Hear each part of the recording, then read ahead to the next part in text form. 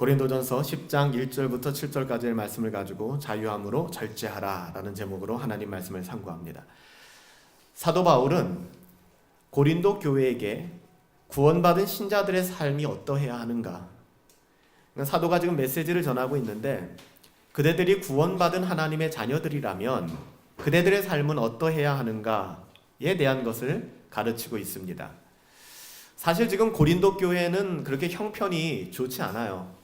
여기서 형편이 좋지 않다는 것은 살림살이가 힘든다거나 재정이 부족하다거나 사람들이 없다는 이야기가 아닙니다.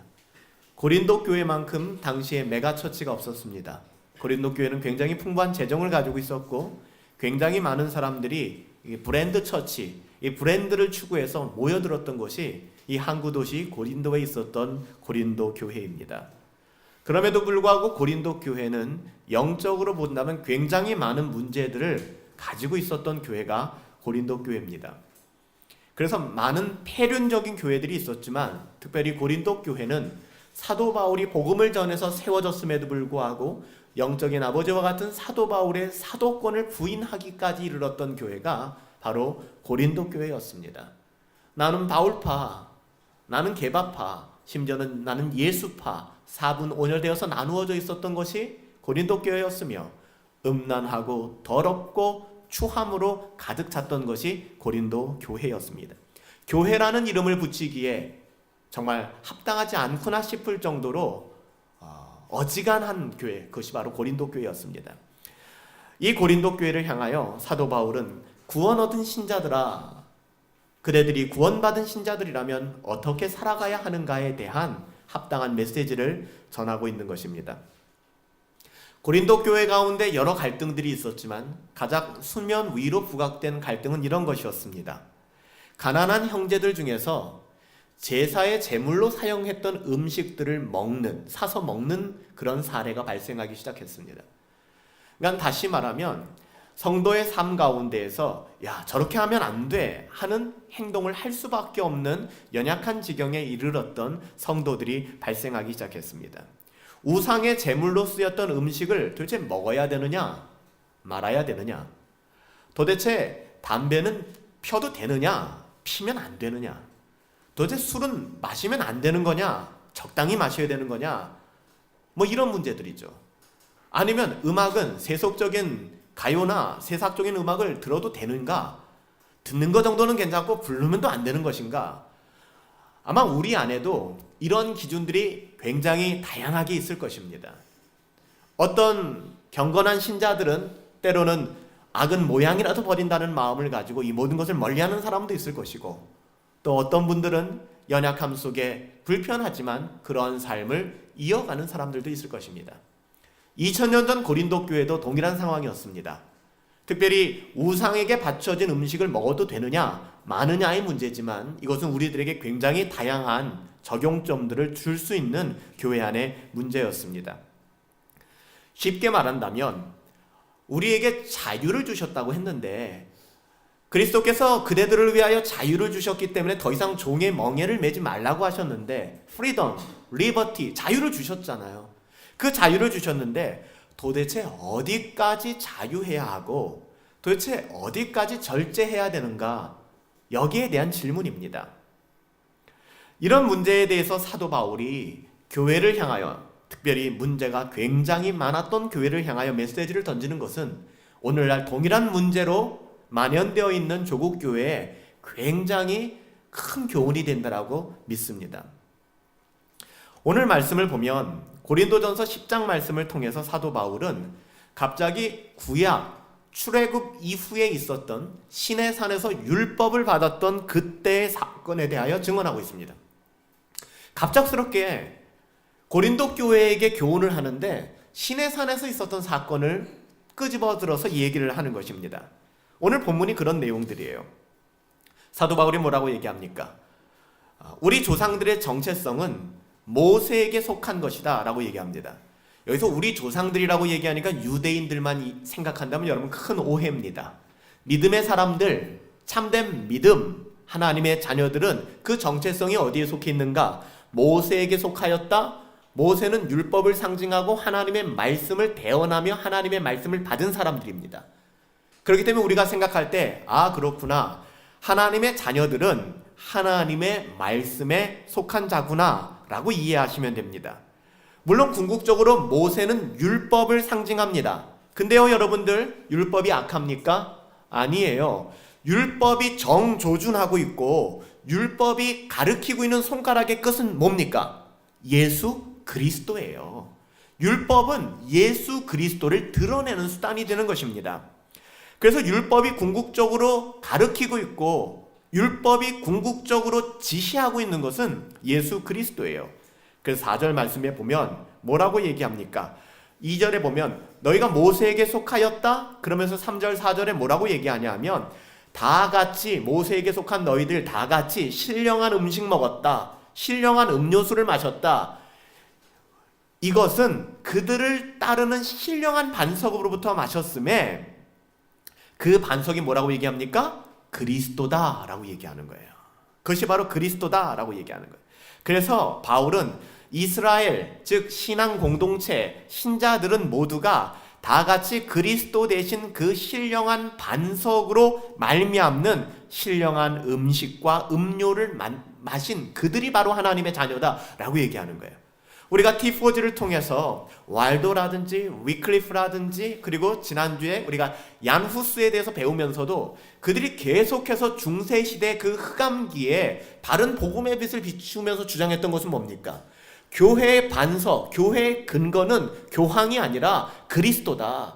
지금 오늘 성경에서 사도 바울이 증언하는 것처럼 우리는 반석 대신 그리스도로 말미암은 사람들이다. 그로부터 말미암는 음식을 먹은 사람들이고 음료를 먹은 사람들이다. 성찬에 참여하는 사람들이다 라고 이야기를 하는 것입니다.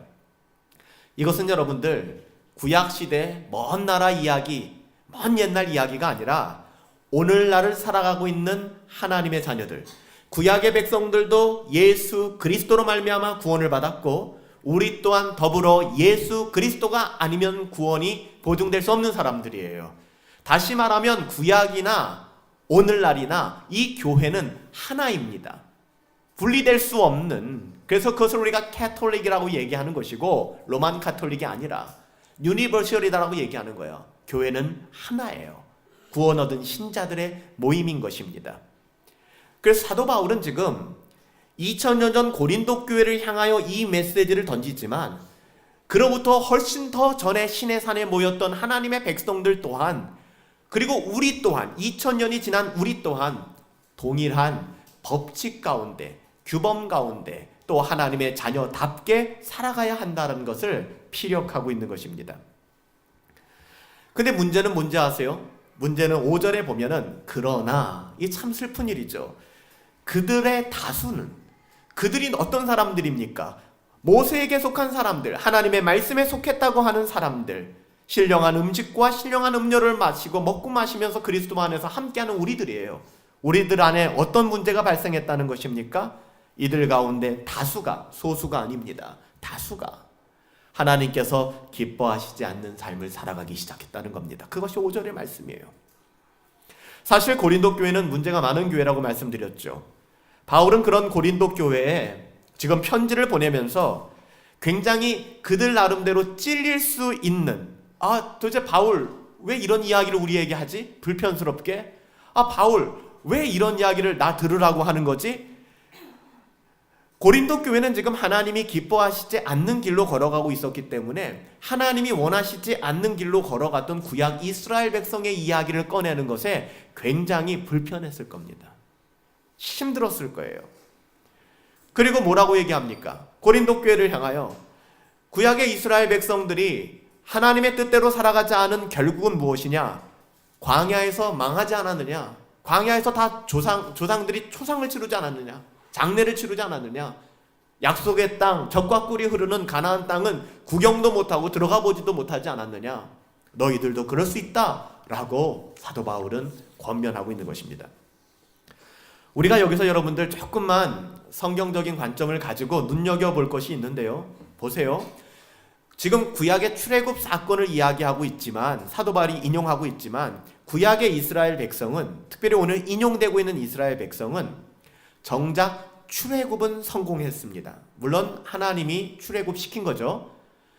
그들이 정작 출애굽은 하였지만 가나안에는 입성조차 하지 못한 채 비참하게 광야에서 그 생을 마감했다는 것이 여러분 너무나도 우리에게 두려운 마음을 주는 겁니다.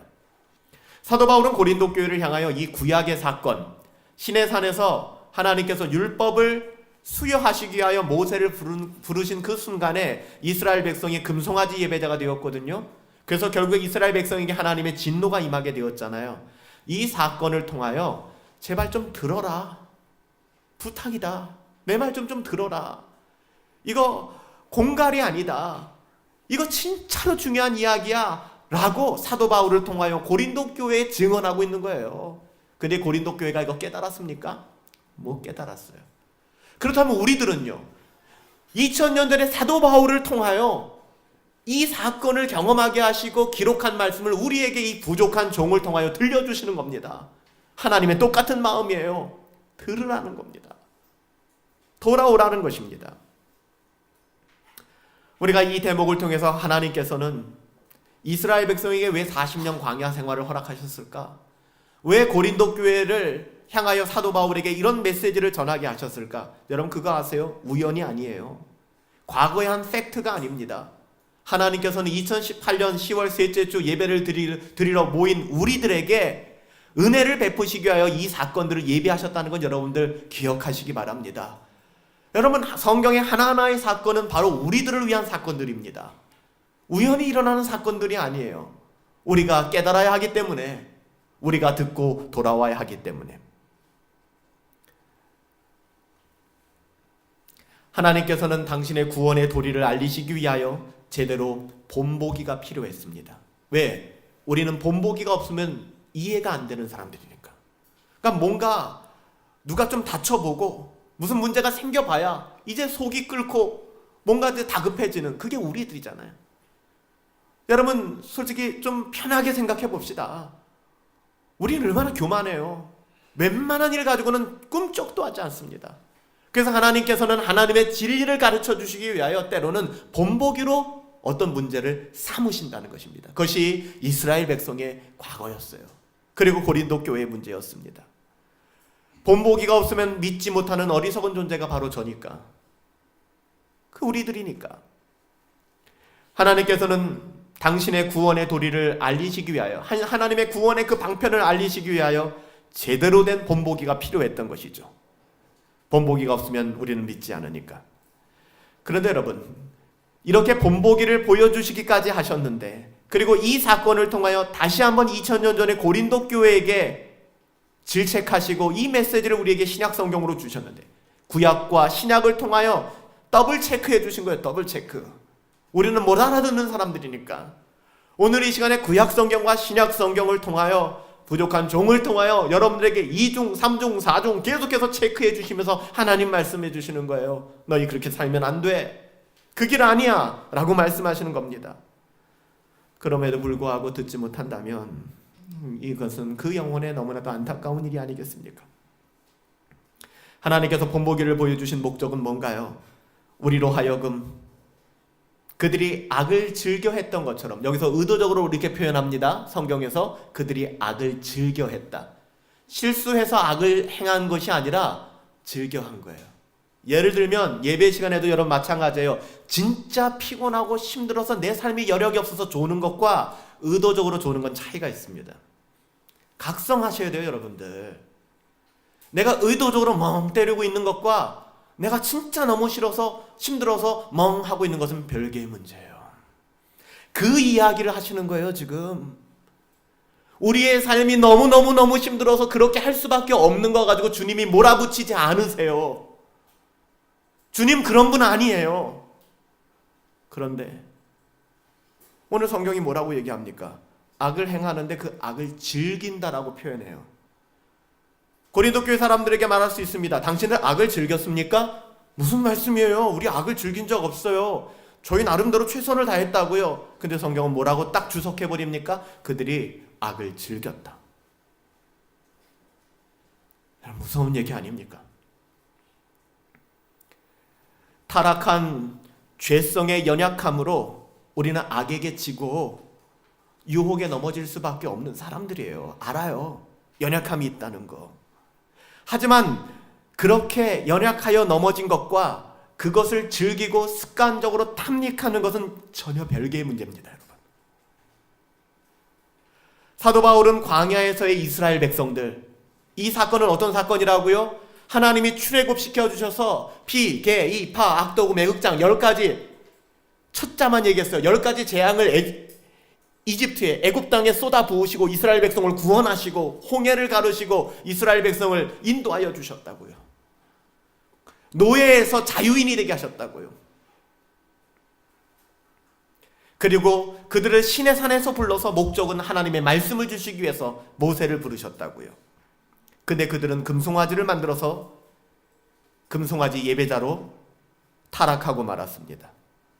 여러분들, 이 이스라엘 백성을 향하여 지금 하나님 뭐라고 성경에서 말하고 있는 거예요? 그들이 악을 즐겼다. 여러분, 말도 안 되는 것이지만 타임머신 타고 그 시대로 돌아가 보세요. 당신들 악을 즐겼다면서요? 그들은 격렬하게 항의할 겁니다. 아니요, 모세가 내려오지 않는 거예요. 모세가 얼마나 불안했는지 아세요? 우리 이집트에서는 황소를 섬겼다고요. 물론 황소는 하나님이 아니에요. 근데 너무 불안했기 때문에 사람들이 동요하니까 그냥 그래도 이거 만든 거예요. 이건 우리의 차선이었습니다. 우리도 할 말이 있다고요 라고 얘기할 겁니다. 근데 하나님께서는 거두절미하시고 너희들은 악을 즐겼다 라고 말씀하시는 것이, 여러분, 나중에 우리가 주님 대면하고 주님의 백보자 심판대에 이르렀을 때에 주님과 우리의 대화 속에서 엿볼 수 있는 내용들이 아닐까요?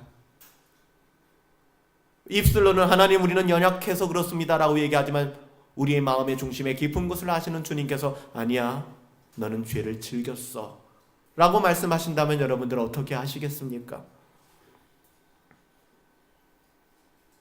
하나님께서는 우리의 연약함으로 쓰러지는 죄 때문에는 슬퍼하십니다. 하지만 우리는 우리의 의도를 가지고 죄악을 즐기고 의지적으로 그 죄악을 허용하는 것에 대해서는 하나님은 분노하십니다. 하나님은 진노하십니다. 이러한 악행을 사도 바울은 뭐라고 고린도 교회에 얘기합니까? 우상 숭배다라고 이야기를 합니다. 오늘 7절 마지막 절에 뭐라고 얘기합니까? 여전히 우상 숭배를 하고 있고 여전히 금송아지를 만들어서 예배를 드리고 있으면서 내가 만든 하나님께 예배하고 유유자적 살아가면서도 7절에 뭐라고 기록되어 있습니까? 기록된 바 백성이 앉아서 먹고 마시며 일어나서 뛰논다 함과 같으니라. 이 말씀이 어디서 왔는지 아세요? 사도 바울이 이 말씀을 기록된 바 인용한 거잖아요. 어디서 인용해서 여러분들 증언한 말씀인지 아십니까? 출애굽기 32장이에요. 출애굽기 32장 7절 말씀에 보면 바로 이 말씀이 등장합니다. 이스라엘 백성이 6절 말씀에 보면은 이튿날 그들이 일찍이 일어나 번제를 드리고 화목제를 드리고 백성들이 앉아서 먹고 마시며 일어나서 뛰놀더라. 이튿날이 언제인지 아십니까? 금송아지를 만들고 나서 그 다음날 이들이 예배했어요. 예배를 안 한 거 아닙니다. 근데 금송아지 예배자가 되어서 예배를 한 것입니다. 자기 만족과 자기 의로움에 도취되어 있는 거예요. 하나님께서는 이러한 신앙생활을 우상을 섬기는 것이다 라고 얘기합니다. 사랑하는 여러분들, 하나님께서는 이스라엘 백성을 출애굽시켜 주셨습니다. 노예에서 자유인이 되게 하셨습니다. 자유라는 개념을 우리는 어떻게 가지고 있어요? 내가 하고 싶은 대로 하는 것이 자유라고 생각합니다. 근데 그것은 기독교에서 말하는 자유가 아닙니다. 기독교에서 말하는 자유는 죄를 거절할 수 있는 능력을 말하는 것이며 하나님을 사랑하고 이웃을 사랑으로 섬길 수 있는 자유를 이야기하는 거예요. 왜요? 그 전에 우리는 타락한 존재이기 때문에 이런 자유를 누리질 못했어요. 나만 위해서 살고 나 자신만을 위해서 사는 그런 썩어 빠진 죄성을 가진 게 인간이었습니다. 근데 하나님의 은혜가 우리 가운데 격발되니까 비로소 우리에게 섬길 수 있는, 사랑할 수 있는 자유가 생긴 거예요. 이 자유는 나는 애굽에서 나왔으니까 이집트에서 이제는 나는 종이 아니니까 나는 이제 자유자로 살 거야. 내 뜻대로 살 거야. 여러분, 이런 의미에서 자유를 이야기하는 것이 결코 아닙니다. 그렇기 때문에 우리는 우리에게 허락된 모든 것, 여러분의 시간, 물질, 여러분의 감정, 우리들이 가진 모든 것들, 우리에게 허락된 모든 것을 우리의 욕심이나 우리의 즐거움이 아닌 하나님의 영광을 위하여 절제하셔야만 합니다. 우리가 왜 절제해야 하는가? 오늘 아침에 우리 집에서도 이런 문제가 벌어진 거죠. 우리 고은이가 엄마가 이 옷을 입어라. 근데 제 딸은 그거 듣기 싫은 거예요. 그러니까 이제 옥신각신 문제가 벌어지는 거죠. 제가 이제 중재하는 겁니다. 고은아, 중재하는 거예요. 단추가 이렇게 달린 옷은 입기 싫대요. 남방 입기 싫답니다. 다른 옷을 입고 싶다는 거예요. 그게 뭐가 문제가 되겠습니까? 그렇지, 고은아. 뭐가 문제가 되겠어요? 아무 문제 안 됩니다. 그렇지만 오늘 우리가 보세요. 어떤 일을 절제해야 되고 부모의 말씀에 순종하는 것이나 하나님의 말씀에 합당하게 그것을 선택해야 되는 이유가 뭘까? 내가 이것을 할 수도 있고 저것을 할 수도 있는 분명한 자유가 있지 않습니까? 그럼에도 불구하고 내가 가진 이 모든 것을 통하여 나의 욕심이나 즐거움을 포기해야 되는 이유가 뭔지를 지금 묻고 있는 거예요. 여러분, 성경은 뭐라고 얘기하냐면 하나님의 영광을 위하여 너희가 절제하라, 그렇게 얘기합니다. 사도 바울이 나중에 이렇게 얘기하잖아요. 나는 그 음식 먹을 수도 있고 먹지 않을 수도 있다. 나는 담배를 필 수도 있고 안 필 수도 있다. 하지만 이렇게 하는 것이 하나님을 위하여 절제하는 것이며 공동체의 덕을 세우는 것이기 때문에 나는 내가 그것 능히 할 수도 있지만 내가 그 일을 하지 않는 것이다 라고 얘기하는 거예요. 이스라엘 백성들은 출애굽의 자유를 통해서 하나님의 영광이 아닌 자신의 만족, 그래서 이들의 만족은 뭐였죠? 모세가 올라갔는데 빨리 내려와야 될 거 아니에요. 아니, 지금 빨리 좀 내려와서 뭔가 조치를 취해야 될 거 아니에요. 여러분, 이 순간이 제일 위험한 순간이에요. 근데 사람들이 요구에 다 넘어져요. 여러분, 우리가 정한 시간이 있죠. 우리가 정한 방법이 있죠. 우리가 정한 스타일이 있잖아요. 그것처럼 흘러가지 않으면 우리의 마음이 불안해지기 시작합니다. 그때 실수하는 거예요. 여러분, 이스라엘 백성이 모세가 올라간 다음에 안 내려오는 거예요. 두려운 마음이 들고 불편한 마음이 드는 거예요. 모세의 더디움을 용납하지 못하고 자기 방식대로 신앙생활을 하기 시작한 겁니다. 이것이 금송아지 예배자로 표현된 거예요. 사울왕이 아말렉과의 전쟁, 싸움에 나가야 됩니다. 아주 절호의 찬스예요. 근데 사무엘이 오질 않아요. 예배를 드리고 기도하고 출발해야 되는데 사무엘이 안 와요. 아니, 지금이 찬스인데 지금 치면 이기는데 안 오는 거예요. 그래서 사울은 자기가 제사장의 역할을 감당을 해버립니다. 하나님께서 어떻게 말씀하시는지 아세요? 이 일 이후로부터 하나님께서는 사울을 버리셨다라고 얘기합니다. 여러분, 신앙생활을 하면서 이게 가장 힘든 일이거든요. 죄로 말미암아 타락한 인간은 결코 하나님만 만족하며 살아갈 수 없습니다. 하나님만을 즐거워한다거나 하나님을 기뻐하는 것이 무엇인지 타락한 인간들은 알 수 없어요. 그래서 여러분들, 믿음이 없는 사람들이 주로 하는 말이 뭔지 아세요? 목사님, 천국 가면 되게 심심할 것 같아요. 목사님, 천국 뭐 그렇게 재미없을 것 같아요. 뭐 이렇게까지 굳이 해서 천국 가야 되나 싶어요. 두 가지 오류가 있는 겁니다. 첫 번째, 그분의 목표는 그냥 천국 가는 거예요. 이거는 우리의 구원을 완전히 오해한 겁니다. 하나님이 우리를 구원하신 목적은 그냥 천국에다 이름 석자 박으려고 우리를 구원한 것이 아닙니다. 그것은 그냥 자연스럽게 따라오는 거예요. 두 번째, 이건 뭔가 하나님에 대한 신령한 복이 뭔지를 맛봐야지 알죠. 알지 못하는 거예요. 그러니까 이 옥새가 가지고 있는 권한이 뭔지도 모르고 찍어본 적이 없으니까 이거 가지고 호두나 까먹는 겁니다. 비참한 인생을 사는 것이죠. 그러니까는 천국 가면 뭐 있을까? 천국 가면 뭐 어떻게 재미없을 것 같아? 평생 뭐 하나님만 찬양한다고? 무슨 재미야? 이런 얘기를 하는 거죠. 믿음이 없어서 그래요. 믿음이 없다는 것은 어찌 보면 신령한 음식과 음료가 뭔지도 이해를 못하는 것이죠.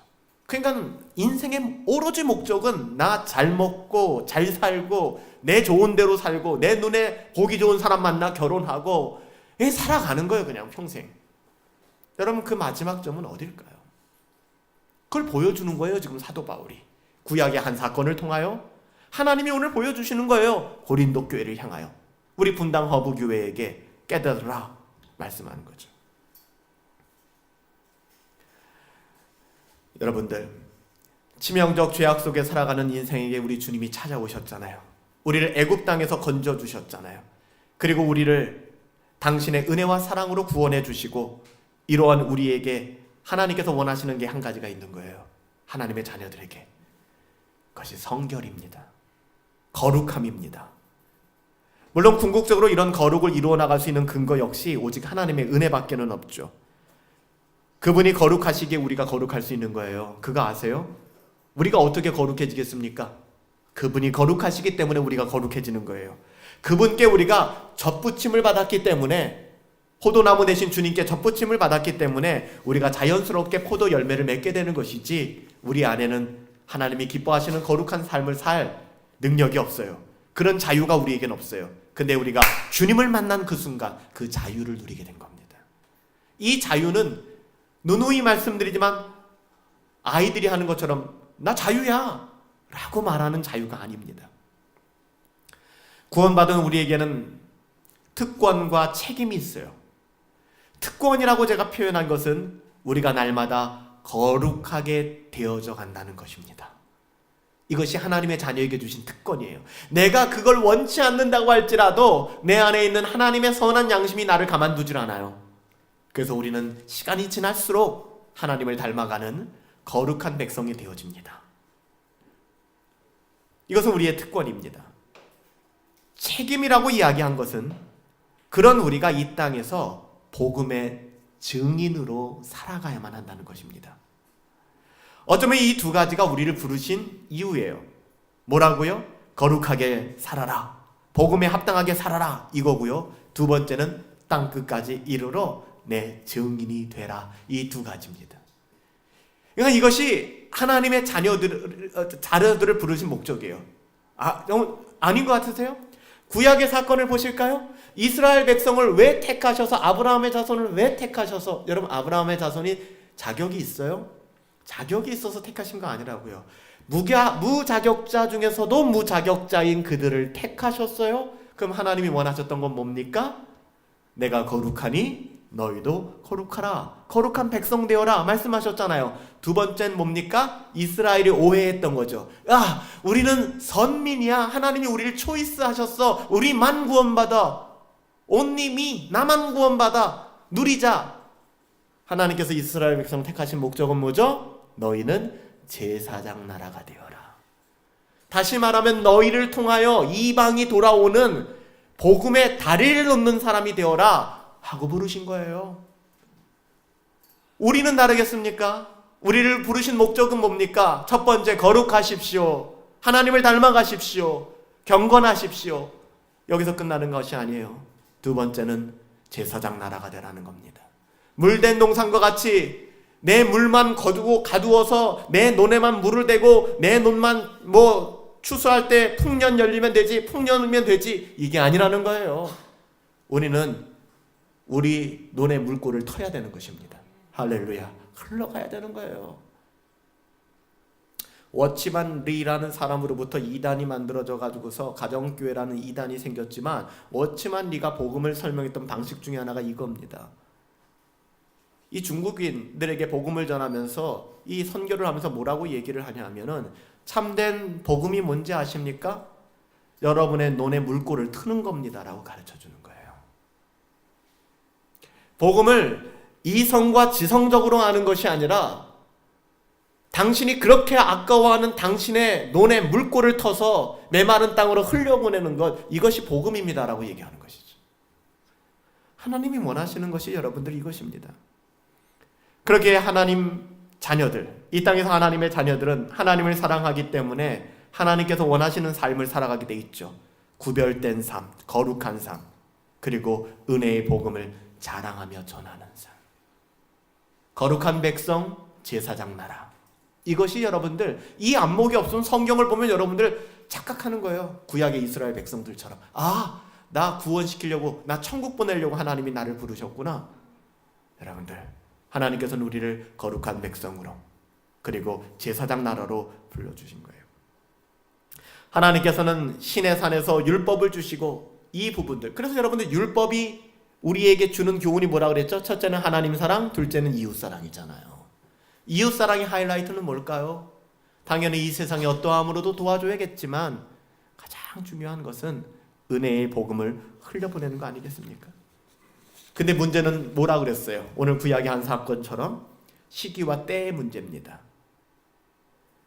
하나님께서 우리가 원하는 방식대로 이것이 진행되지 않으니까 우리가 자꾸만 금송아지를 만드는 거예요. 오늘 최욱경 집사님이 기도를 인도하셨지만, 그러니까 우리 스스로 그것을 이겨내야 되고 하나님의 선하심을 인정함으로 말미암아 이 문제에 대해서 우리가 우리의 어떠함으로 풀어가면 안 되는데, 자꾸만 사울처럼 예배드리고 싶은 거예요. 내가 왜? 지금 이거 내가 대박을 터뜨려야 되거든요. 그러니까 내 인생은 내 거거든요. 내 인생은 내가 결정하고 내가 주도적으로 살아가야 되거든요. 이런 사고방식이 신자에게는 적용되어서는 안 된다는 거예요. 하나님이 우리의 주인이시잖아요. 여러분, 구약의 이스라엘 백성의 이 사건을 우리가 좀 성경적인 용어로 풀어준다면, 제가 오늘 설교가 자유 그리고 절제, 이 두 가지의 주제 아닙니까? 여러분, 자유라는 것은 출애굽이에요. 우리는 모두 애굽 땅을 떠나온 사람들이에요. 우리는 출애굽한 사람들입니다. 여러분, 우리에게 성경이 요청하는 건 뭔지 아십니까? 그렇게 너희가 출애굽했고 너희가 그렇게 하나님의 자녀된 삶을 시작했기 때문에 내 마음대로 해 라고 하는 것이 아니라, 여기서 내 마음대로 해 라고 하는 것은요, 육체로 기회를 얻으려고 하는 사람들이에요. 그래서 뭐라고 얘기합니까? 너희가 썩을 육체로 너희의 기회를 얻게 하지 마라. 그러니까 그렇게 사는 거 아니다 라고 이야기하는 거예요. 좀 어려우신가요? 좀 어려울 수 있어요. 그렇지만 여러분, 이것은 복음의 굉장히 중요한 주제입니다. 하나님이 우리를 구원하셨는데 그럼 난 어떻게 살아가야 되는 것인가? 여러분, 우리는 자유자라고 이야기하지만 육체의 기회를 얻는 삶을 살아가서는 안 된다는 것입니다. 영으로서 몸의 행실을 죽이라고 하잖아요. 몸의 행신대로 살아가면 안 된다고 이야기하지 않습니까? 이 땅에서 우리가 이 구원에는 특별히 첫 번째, 칭의, 거듭남, 우리가 하나님의 자녀가 된 출애굽 사건은 여러분 반복되지 않잖아요. 그냥 끄집어낸 거잖아요. 그렇죠? 다시 애굽으로 안 돌아가잖아요. 끄집어내셨잖아요. 이것을 우리가, 그리고 이 홍해의 사건을 지금 성경에서도 세례로 비유하고 있는 것이거든요. 이렇든 저렇든 우리를 그렇게 하나님이 끄집어내셨잖아요. 오케이, 끝났네. 그러면은 하나님 끄집어내셨으니까 난 자유해가 아니라, 오늘 성경이 얘기하는 건 뭐냐면, 우리는 그런 자유를 받았다, 출애굽했다, 구원을 받았다. 그렇지만 자신의 뜻대로 살아감으로 말미암아 육체의 기회를 얻는 그런 삶을 살아서는 안 된다. 너희는 성화를 추구해야 한다. 이것이 하나님이 원하시는 거다라고 얘기하는 거예요. 하나님이 원하시는 것이다. 구원 얻은 하나님의 자녀들은 죄에 대하여 자유함을 얻습니다. 그 자유함은 죄를 짓고 싶지 않은 자유함이에요. 죄에 대해서 미워하는 마음들입니다. 여러분, 말씀을 한번 정리할까요? 저는 오늘 이 시간 여러분들에게 아까도 한번 부탁을 드렸지만, 알고도 의지적으로 저항하지 않는 죄는 심각한 상황을 초래합니다. 여러분, 가끔 드라마라든지 영화라든지 남녀 관계를 다룰 때 여러분 생각해 보세요. 여기 자매들 계시죠? 반대로 형제들 계시죠? 여러분 사랑하는 애인이, 남편이, 아니면 아내가 여러분 어떤 이성을 만났어요. 근데 분위기 좀 이상해. 네? 이상한 데서 만나자 그래요. 단둘이 만나자 그래요. 이상한 행동을 해요. 여러분이 여러분의 배우자에게, 여러분의 애인에게 원하는 건 뭐겠습니까? 적극적으로 그것을 거절하는 거잖아요. 무슨 소리야 지금? 싫어. 이게 필요한 거 아닙니까? 근데 기껏 한다는 소리가 그 상대방이 이렇게 얘기하는 것이죠. 난 내가 한 거 없어. 그냥 나오라 그래서 나갔지. 난 가라 그래서 갔지. 들어오라 그래서 들어갔지. 그럴 줄은 몰랐어. 여러분 마음이 어떻겠습니까? 여러분 하나님의 마음으로 그 관점을 바라보세요. 하나님의 자녀들을 바라보는 마음이에요. 우리는 우리 자녀들이 명명백백한 악에 대하여 프로테스탄트, 항거하기를 원할 거예요. 얘야, 친구들이 자꾸 이런 얘기하면 그거 아니야 라고 얘기해야 돼. 휩쓸려 다니면 안 돼. 그래서 악은 모양이라도 버리라고 얘기를 한 거예요. 그런 차원에서 제가 말씀드린 거예요. 알고도 의지적으로 저항하지 않는 것은요, 너무너무 심각한 죄예요. 그걸 금송아지 예배자라고 지금 얘기하는 겁니다. 어디까지 갈 수 있는가? 거기까지 가게 돼요, 여러분들. 우리가 죄의 문제를 다루면서 만약 스스로의 욕심을 따라 그냥 살아간다면, 우리가 하고 싶은 대로 교회 나오고 싶지 않으면 나오지 않고, 가기 싫으면 안 가고, 그냥 졸리면 자고, 뭐 내 생각 딴 생각하고 싶으면 딴 생각하고, 헌금 하고 싶으면 하고 아니면 말고, 뭐 내 자유인데 뭐.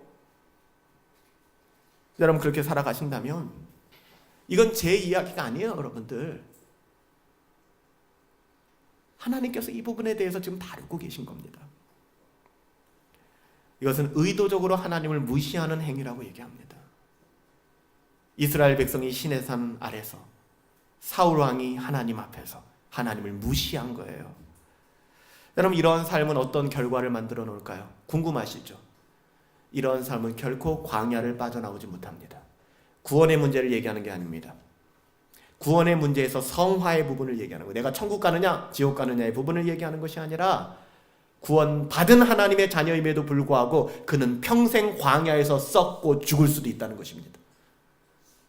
괜찮아. 그래도 나는 구원받았으니까 라는 마음을 가지신 분들은 여러분의 구원을 의심해 보세요. 전 그런 얘기를 하는 게 아닙니다. 여러분 이 부분은 지금 특별히 사도 바울이 교회를 향한 메시지이기 때문에 그 사람이 구원받은 즉 칭의, 거듭남의 문제를 이야기한 것이 아니라 성화의 삶을 이야기하는 거예요. 우리가 거듭났기 때문에 천국 가고 영화로 이어지는 이 모든 길 그냥 알아서 갈 거야가 아니라는 겁니다. 거듭나고 칭의, 의롭다함을 인정받았지만 우리의 삶이 성화라는 구원을 이루지 못하고 이 땅에서 광야의 인생, 그래서 가나안의 영광은 맛보지도 못한 채 죽을 수도 있다는 거예요. 여러분 이게 억울하지 않아요? 우리가 부동산 같은 경우 요즘에 많은 박탈감들을 느끼는 분들이 나온다고 하지만 하룻밤 사이에 여러분들이 살려고 했던 집이 막 1억 2억 오르고 내가 뭐 한 사이에 뭐 집을 팔았는데 그것이 1억 2억 오르고 이러면 여러분 마음이 어떻겠어요? 내가 그때 그거 했어야 되는데 이런 현실적인 감각이 있잖아요. 현실적인 감각이. 근데 이 말씀에 대해서는 현실적인 감각이 일어나지 않는다면 여러분 우리는 영에 속한 사람들이 아니에요. 그냥 세상에 썩어질 것이 전부 다인 사람들 아니겠습니까? 저를 포함해서요. 저를 포함해서. 그러지 말라는 거예요. 그거 아니니까 제발 부탁이다. 내 말 좀 들어줘 하고 주님이 지금 읍소하고 있는 거예요. 저를 통해서, 바울을 통하여, 모세를 통하여. 여러분들, 우리는 두려워해야 되는 사람들이에요. 세상 사람들이 모르기 때문에 범죄하는 거요. 우리가 하나님에 대하여 복음에 대해서 너무나 잘 알고 있는데 우리가 범죄하는 거요. 결코 같을 수 없습니다. 특별히 신자라고 말하는 사람들이 저지르는 의도적인 죄악들, 여기서 말하는 의도는 거절하지 않는 것도 의도라고 했어요. 내가 거절하지 않는 것. 왜냐하면 세상은 복음을 들을 기회가 있잖아요. 모르니까 그런 거잖아요. 근데 이미 복음을 너무나도 잘 알고 있음에도 불구하고 죄를 의식적으로 짓고 행하는 것에 대해서는 핑계할 것이 없는 거예요. 변명의 여지가 없는 것입니다. 하나님을 의도적으로, 의식적으로 무시하면서 살아간다면 그 영혼은 결코 광야에서 빠져나올 수 없습니다. 아주 비참한 인생을 살아가게 될 거예요. 여러분, 그래서 우리에게는 절제가 필요한 겁니다. 훈련이 필요한 겁니다. 우리는 안 되는 사람들이기 때문에. 자유와 권리를 사랑으로 절제할 수 있는 것, 이것은 성화에 있어서 거룩한 구원을 이루는 데 있어서 매우 중요한 숙제입니다. 다시요, 신앙생활은 우리가 하기 나름이 결코 아니에요. 아유 뭐 신앙생활 내 하기 나름 아니야. 나 적당히 올해는 좀 쉴래. 내년에 뭐 하고 내년부터 열심히 하지 뭐. 내년은 좀 쉴래. 올해 열심히 하고. 여러분 이런 것이 신앙생활이 아닙니다. 저절로 뭐 어떻게 되겠지 뭐 막연한 기대감으로 말씀과 기도가 포기되어진 채 성화가 되어지길 원한다면 여러분 운명론자들입니다. 숙명론자들이에요. 하나님은 그런 방식으로 성화를 이루지 않으세요. 여러분들의 무릎꿇음이 필요해요. 여러분들은 시간 내서 성경을 보셔야 해요. 암송하셔야 해요. 말씀을 사모하셔야 돼요. 여러분 출애굽기 19장 6절에 우리 하나님이 이스라엘 백성에게 이렇게 말씀하세요. 오합지졸 말도 안 되는 구원받을 근거가 전혀 없는 이스라엘 백성 아브라함의 자손을 불러놓고서 하나님 뭐라고 말씀하십니까? 출애굽기 19장 6절입니다. 내가 너희에게 대하여 제사장 나라가 되며 거룩한 백성이 되리라. 너는 이 말을 이스라엘 백성에게 전할지니라. 여러분 모세에게 하나님 하시는 말씀, 오늘 저를 통해서 여러분에게 하시는 말씀, 그대들을 구원하신 이유, 이 자리에 불러주신 이유, 여러분들은 제사장 나라가 되는 것이고 거룩한 백성이 되기 위한 거예요. 이 두 가지를 잊어버려서는 안 돼요.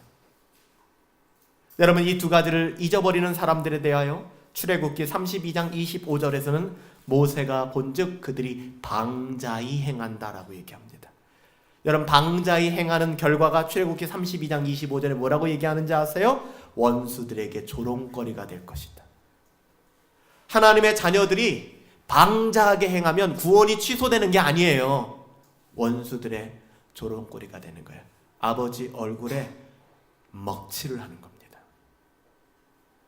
괜찮아 그래도 나는 괜찮아 뭐 우리 아버지 먹칠하는 거지 뭐 내가 그러면 정말 이 사람이 그의 아들인가가 아주 심각하게 의심되지 않겠습니까?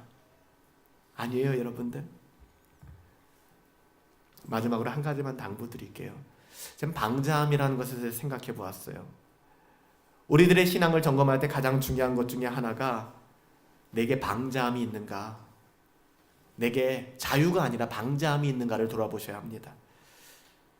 누가 우리의 죄의 문제를 지적하면 목회자라든지 순장이라든지 아니면 누군가 우리의 연약한 그 죄의 문제를 지적하면 꼭 이렇게 반문해요. 토를 달아요. 뭐라고 얘기하냐면요. 다 그렇게 해요. 왜 나만 가지고 그래요? 나도 최선을 다하고 있다고요. 대부분 이런 류의 반문들입니다. 여러분 이것이 참 방자한 태도예요. 너도 그렇고 나도 그런데 네가 뭔데 나한테 그래? 넌 안 그래?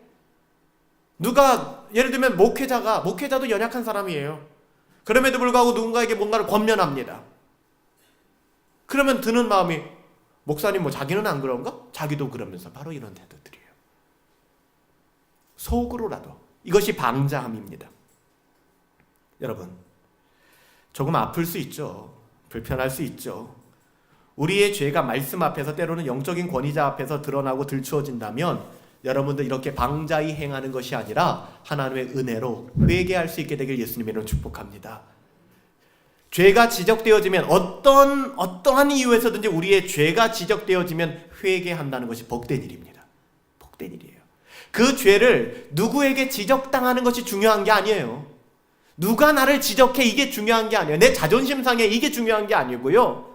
하나님 앞에서 내가 죄를 지었다라는 것을 깨닫고 하나님을 두려워하는 마음으로 빨리 내가 이거 큰일을 하겠구나 하는 마음으로 회개하는 것이 복된 것입니다. 이스라엘 백성이 그러기만 했더라도 그들의 광야 40년은 굉장히 단축됐을 거예요. 사울이 그러기만 해도 그랬던 대표적인 사람이 누구죠? 다윗이잖아요. 살인죄와 간음죄와 거짓말을 하고 십계명의 대다수를 한꺼번에 한 방에 어겨버렸잖아요. 근데 하나님께서 그런 다윗을 뭐라고 얘기해요? 네가 내 마음에 꼭 들어 라고 얘기하잖아요. 여러분 성경이 보이십니까? 우리가 어떻게 살아야 되는지가 보이십니까? 오늘도 절제와 순종의 훈련을 통해 거룩한 백성으로 살아가십시오. 제사장 나라로 하나님의 나라에 귀히 쓰임 받기를 예수님의 이름으로 축복합니다. 그렇게 살아가세요. 이것이 하나님의 자녀들이 살아가야 될 길입니다.